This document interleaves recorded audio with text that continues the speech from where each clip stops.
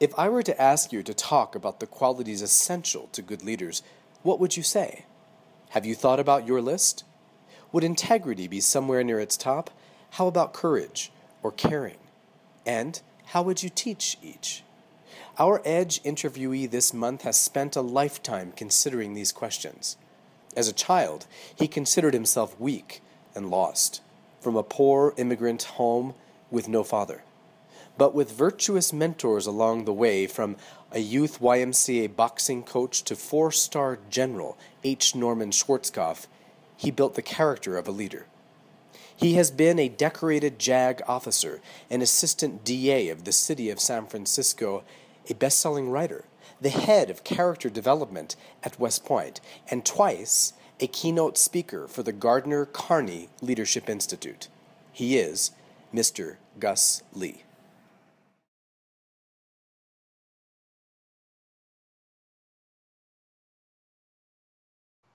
Well, good afternoon, Gus. I am so privileged and happy to be able to speak with you and talk to you about the development of character and the development of leadership. Oh, the pleasure is mine, Ted. It's great to be in contact again. Thank you. So, Gus, you've twice been the keynote speaker at the Gardner Carney Leadership Institute, and I wonder if we could start by you saying something in response to the question, do you believe that leadership and character can be taught, can be developed? Absolutely. If this were not true, I don't think we'd have institutions of learning. You and I would be doing something else.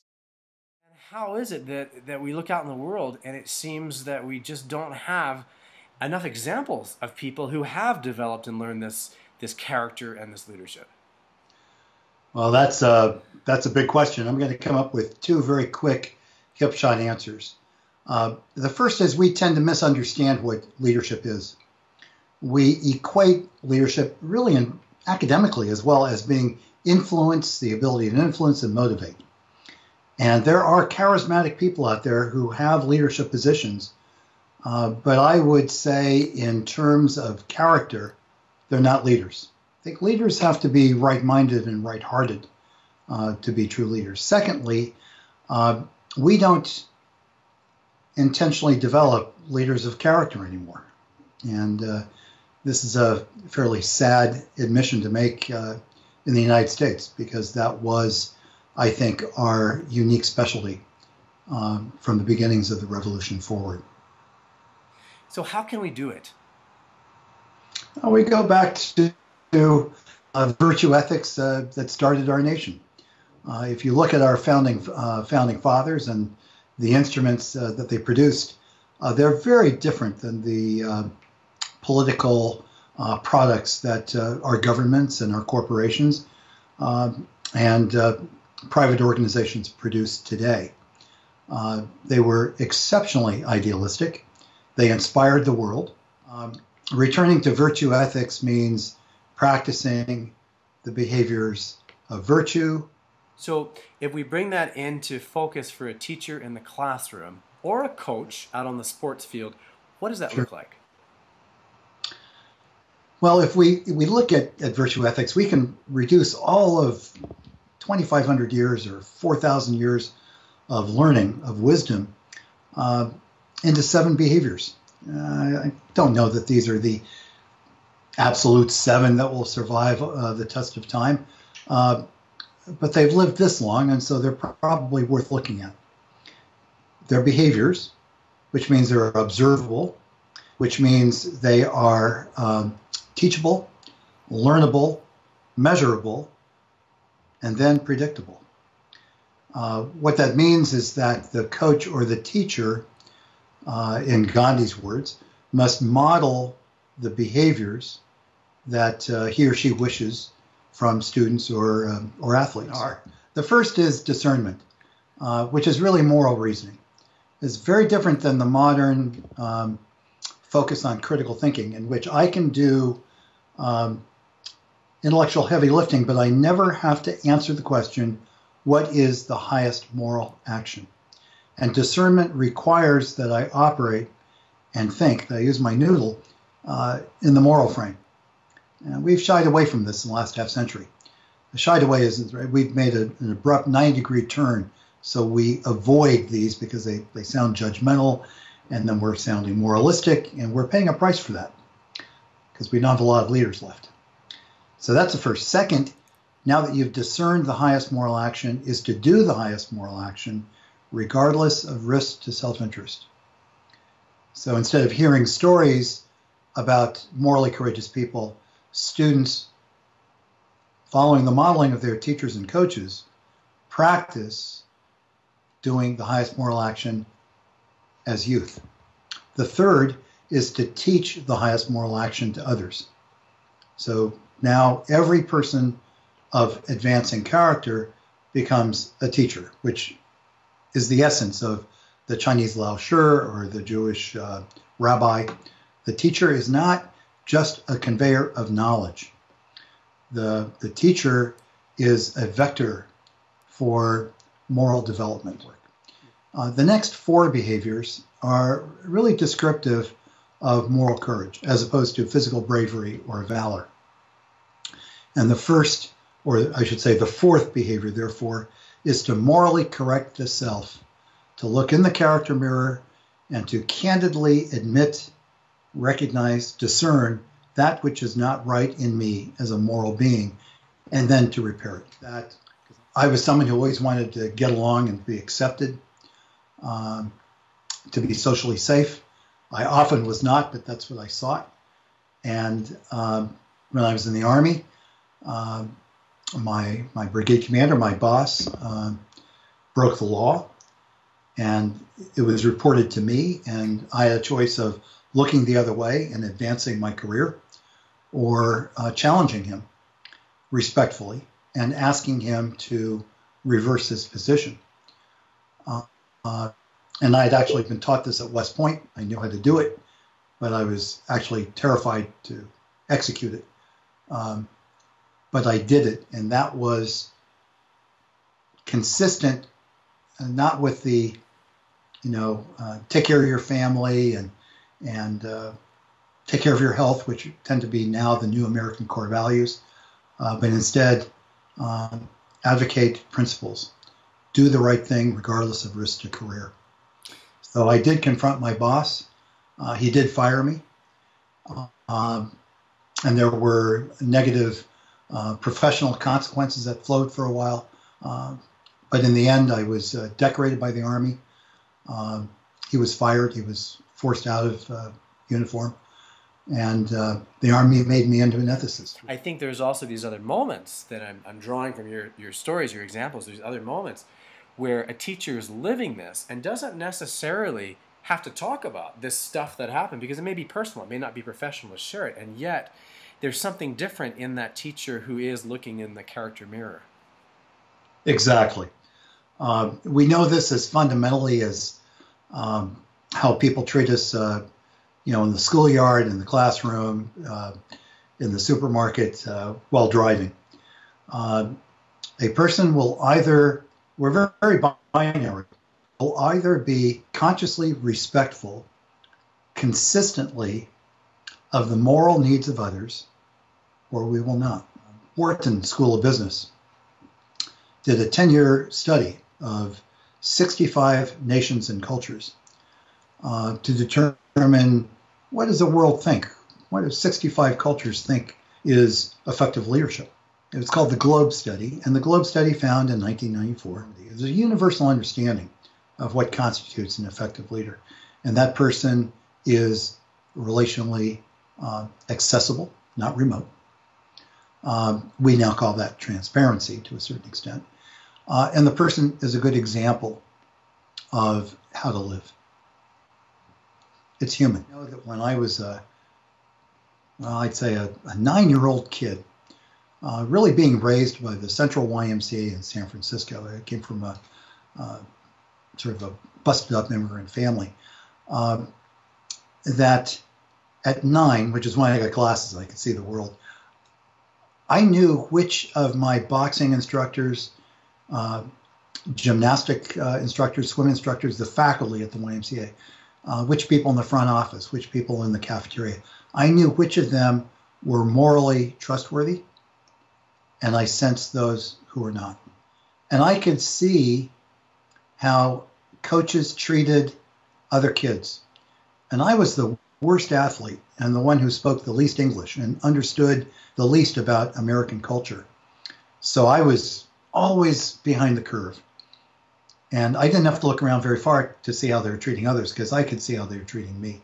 And the ones who were patient and kind, there was a kindness inside their chests about my many deficiencies. I knew this person was trustworthy.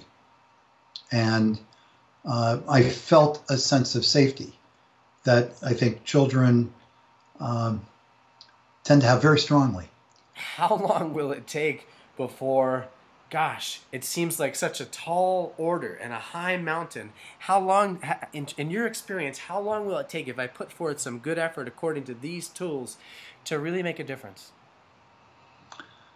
First, in myself, I'd give it a year. And that'd be pretty fast. Now, the advantage for a teacher is that you've been in the field of character all your life, but you've certainly seen the absence of character as well as its crowning achievements. So what that comes down to is you've been in the field, and that's why I think with intentional practice and with, you need a coach for this. It's like violin. You just can't pick up the violin and hope to succeed. You need a violin teacher. So you need someone who knows this field, who can guide you, give you feedback, encourage you, because your interest will flag at times, as with all hard things. And of course, what we master inside of ourselves, then we're that much more effective at teaching it and guiding it in others. Exactly. Nothing works like modeling, and nothing works like taking apart your object if you don't model it. Think of prominent people in American life and government, the military, where a fall from grace, one slip across a 35-year career, and it's erased. Now, I'll tell you two things, because I know this is where I began my work. It's working with executives and leaders and officers who have failed morally. Everyone makes mistakes, but when you make a moral failure, it really produces a face flop. Number one, the people who failed did not have an accountability partner, what I call a Nathan, if you know the story from the book of Samuel. Nathan confronted King David with his weaknesses, risking his neck, but he didn't do it to be popular. He did it to be loyal to principle. Secondly, these individuals, these leaders of prominence, demonstrated flaws and demonstrated these weaknesses prior to the collapse. And people who were responsible for them said nothing. So you don't need an accountability partner. Everyone's a boss. Everyone has peers. Everyone has relatives. But these people were able to use charm and persuasion and threats and coercion to keep feedback away. And as a result, they crashed. Gosh, and Gus, what your story makes me think about is the number of years that these same character traits and flaws were obvious and apparent in the classroom. Maybe they weren't obvious, maybe they were subtle, but the teacher who paid attention and the teacher who invited a classroom of people to be candid with each other, this all could have been stopped before anybody ever graduated high school. Exactly. And I've been guilty of this, Ted, myself. When I've taught college, I'd have a sterling student, top of the class, who really liked me and liked my subject matter. So already I'm becoming putty. And because of this person's academic achievements and general overall personality attractiveness, I'm less to give any useful character feedback to this individual. I impart to this person a patina of perfection. What harm I'm doing? I'm telling the student, you know, as long as you're smart and you get along with your teachers, you're bulletproof. And it's a lie. That's a fiction. This is an enormously important principle. I'm so glad that this has come forward, because it gives a very clear practice point for a teacher, which is to say, look at all of your students, and you're the mentor. Notice where they're strong and where they're weak, and make sure that when they leave your classroom in the spring, that they've had practice and feedback, not only in terms of how well they're improving their writing or their mathematics or their science, whatever it is, but make sure that they've gotten some solid, kind, but solid feedback about some of their character flaws too. Exactly. The best mentor I had at West Point was H. Norman Schwarzkopf. And I was failing his course in mechanical engineering in junior year. And he tutored me one-on-one in his quarters on Saturday afternoons. And at the point that I did a breakthrough with a really, what I thought was a really challenging bridging program, bridging problem, I was familiar with him enough at this point. We were eating hot dogs together and we'd become pals of sorts. And I jumped out of my chair in his small quarters and I whooped around his room, you know, doing a victory lap. And he looked at me with a certain degree of tolerance. And then he said, so Gus, I want you to figure out how you can use this breakthrough to help some of your classmates in your own company. You know, and it was like, oh, this wasn't all just for me. And you see, because of my teacher's intervention in my life, and I could talk about a number of them, you know, before West Point, but because of his intervention in my life, purposeful, intentional character intervention, we have 4 kids who are really leading very morally prosperous lives. They're thriving in this world. It doesn't mean that, you know, they're going to get every promotion or all the material stuff, but their relationships are sound. They're based on principles that are a lot stronger than whatever weaknesses their father had. And you can do the audit trail and go right through my chest and find behind me Coach Tony at the YMCA, Coach Boy at the YMCA, Mrs. Marshall in my senior English composition class, H. Norman Schwarzkopf. And,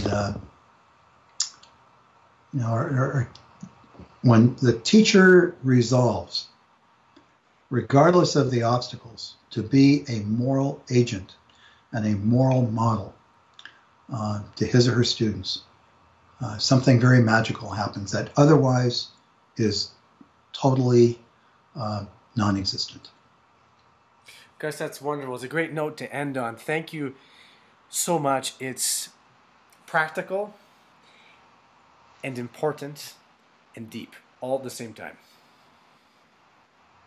Well, Ted, thank you very much, and just bravo for you know, you're blazing a path to get this right, so that teachers and education are not only optimally effective, but that they're right, which advances the effectiveness.